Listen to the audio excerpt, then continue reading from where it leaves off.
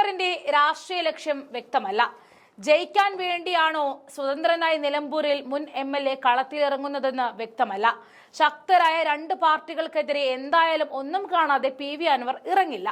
അണിയറയിൽ ഒരു ഡീല് നടന്നുവെന്ന കാര്യത്തിൽ ആർക്കും തർക്കവുമില്ല. ആരുമായിട്ടാണ് ഡീൽ എന്ന് മാത്രമാണ് ഇനി അറിയാനുള്ളത്. നിലമ്പൂരിന്റെ രാഷ്ട്രീയ ചരിത്രവുമായി ഏറെ ബന്ധപ്പെട്ട് കിടക്കുന്ന ഒരു ഉപതെരഞ്ഞെടുപ്പ് കൂടിയാണ് ഇതെന്ന കാര്യത്തിലും ആർക്കും സംശയമില്ല. CPM-ന് വേണ്ടി രണ്ടു വട്ടം നിലമ്പൂർ പിടിച്ചെടുത്ത PV അൻവർ ഇക്കുറി എതിർചേരിയിൽ നിൽക്കുന്നത് കൊണ്ട് കൂടിയാണ് ആ പ്രാധാന്യം വരുന്നത്. CPM നേതാവ് K കുഞ്ഞാലിയുടെ സ്വന്തം നിലമ്പൂരിൽ ആര്യാടൻ മുഹമ്മദിന് മുന്നിൽ CPIM സ്ഥിരമായി തോൽക്കാൻ തുടങ്ങിയത് 1987-ലാണ്.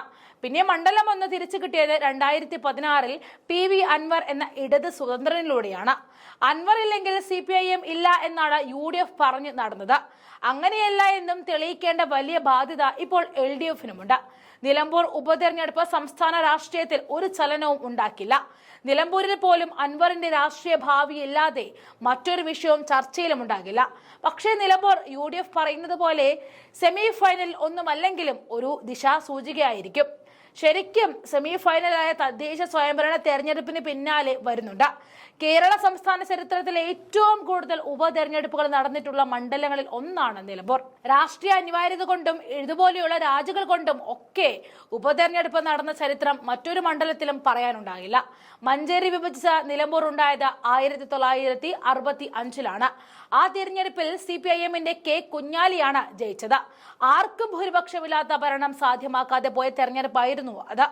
1967-ൽ വീണ്ടും തെരഞ്ഞെടുപ്പ്.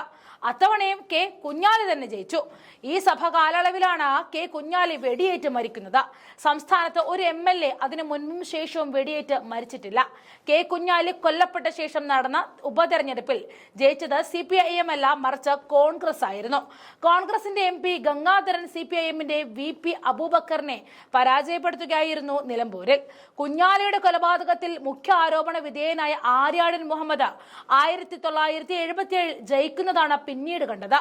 1980-ൽ ജയിച്ചത് കോൺഗ്രസിന്റെ ഹരിദാസ് ആണെങ്കിലും ഏറെ വൈകാതെ രാജിവെച്ചു. ആ രാജി ആര്യാടൻ മുഹമ്മദിനെ ജയിപ്പിക്കുന്നതിന് വേണ്ടിയായിരുന്നു. ഉപതെരഞ്ഞെടുപ്പിൽ ഇടതുപക്ഷത്തെ കോൺഗ്രസ് സ്ഥാനാർത്ഥിയായി മത്സരിച്ച ആര്യാടൻ കോൺഗ്രസ് ഐയിലെ MR ചന്ദ്രനെയാണ് തോൽപ്പിച്ചത്. എന്നിട്ട് EK നായനാർ മന്ത്രിസഭയിൽ അംഗവുമായി. 1982-ലാണ് ശരിക്കുമുള്ള അട്ടിമറി നടന്നത്. അതുവരെയുള്ള കരുണാകരനൊപ്പമുള്ള കോൺഗ്രസിന്റെ DCC പ്രസിഡന്റായിരുന്ന TK ഹംസ LDF സ്വതന്ത്രനായി ജയിച്ചു കയറി. PV അൻവറിനെ 3 പതിറ്റാണ്ടിന് ശേഷം പരീക്ഷിക്കാൻ ഊർജം നൽകിയത് TK ഹംസയുടെ ഈ വരവ് തന്നെയാണ്. 1987-ൽ മണ്ഡലം തിരിച്ചുപിടിച്ച ആര്യാടൻ മുഹമ്മദ് പിന്നെ നിലമ്പൂരിൽ തോറ്റിട്ടേയില്ല. 2016-ൽ ആര്യാടൻ മുഹമ്മദ് പിന്മാറുകയും മകനും ഇപ്പോഴത്തെ UDF സ്ഥാനാർത്ഥിയുമായ ഷൗക്കത്ത് എത്തുകയും ചെയ്തതാണ് മണ്ഡലത്തിന്റെ സ്വഭാവം തന്നെ മാറ്റിമറിച്ചത്.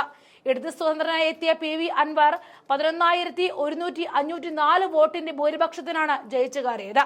ആ ഭൂരിപക്ഷമാണ് 2021-ലും 2007 വോട്ടിലേക്ക് താഴ്ന്നത്. മണ്ഡലം കോൺഗ്രസിന്റെ കുത്തക എന്ന് പറയാൻ കഴിയില്ല. അത് ആര്യാടൻ മുഹമ്മദിന്റെ കുത്തകയായിരുന്നു എന്ന് പറയാം. കേരളത്തിലെ ഏറ്റവും രാഷ്ട്രീയവൽക്കരിക്കപ്പെട്ട മണ്ഡലങ്ങളിൽ ഒന്ന് തന്നെയാണ് നിലമ്പൂര്. അതുകൊണ്ട് തന്നെ നിലമ്പൂരിലെ തെരഞ്ഞെടുപ്പ് ഫലം രാഷ്ട്രീയ കേരളത്തിന്റെ കണ്ണാടിയാണെന്ന് പറയുന്നതിലും തെറ്റു പറയാനാകില്ല. സർക്കാരിനെതിരെ UDF പറയുന്നത് പോലെ ഒരു വികാരം നിലവിലുണ്ടോ എന്ന് ഈ തിരഞ്ഞെടുപ്പ് ഫലത്തിൽ വ്യക്തമാകും.